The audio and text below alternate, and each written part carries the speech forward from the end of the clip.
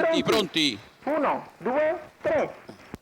Buona la prima, con veloce Fanello che si installa al comando mentre c'è la rottura da parte di Forever Fly, parte bene Numero Falco Trio. 2 Forever Fly Quindi squalificato. Francisco Santos che sorvola il gruppo e cerca di portarsi sulla testa della corsa, mentre è partito male con l'uno Fonzi dei Daltri. E così Fanello è al comando dopo 200 metri percorsi in 16,2. Nella sua scia c'è Falco Trio, all'esterno avanza colui che era il penalizzato Francisco Santos.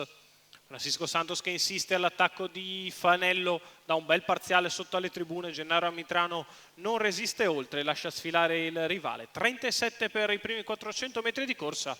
E allora dal punto di vista tattico una mossa assolutamente impensabile, ovvero il penalizzato al comando dopo 400 metri. Francisco Santos che precede Fanello, poi ad intervallo c'è Falco Trio, quindi Frankie Matley alla retroguardia, Fonzi dei Daltri.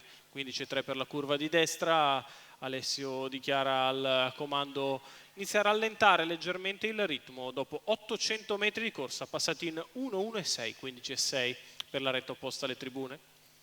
Sulla curva di sinistra si viaggia per completare il primo chilometro, Francisco Santos al comando nei confronti di Fanello.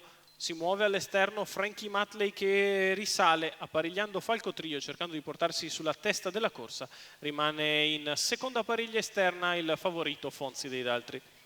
1,18 il primo chilometro, galoppa Frankie Matley che Numero lascia così 3 allo scoperto Frankie Fonzi dei Matley Daltri. squalificato. 15 davanti alle tribune per Francisco Santos che si mantiene in vantaggio. Fanello nella sua scia, Fonzi dei Daltri all'esterno, in corda Falco Trio.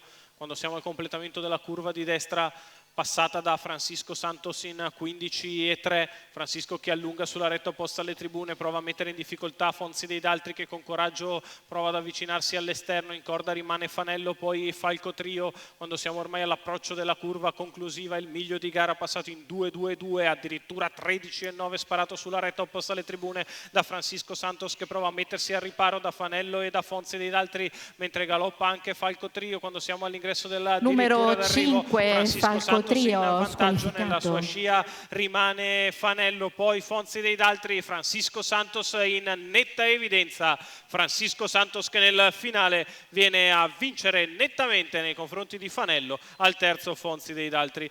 28,9 ad arrivare, 58,1 per gli ultimi 800, 1,16,1 ragguaglio cronometrico da tarare però, perché Francisco Santos rendeva 20 metri. Il figlio di Tobin Kronos vince, Alessio dichiara in salchi per Gaspare Loverde al training, i colori del signor Carlo Landolina.